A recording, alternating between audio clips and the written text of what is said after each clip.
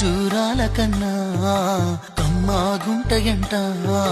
లేక లేక నేను ఫోను చేస్తేను హల్లో అన్నవంటే బెల్లం బువ్వ కన్నా తీయగుంటదంట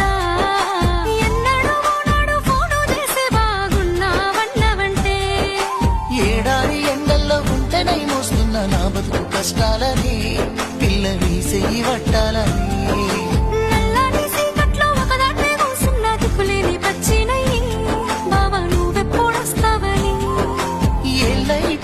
పిల్ల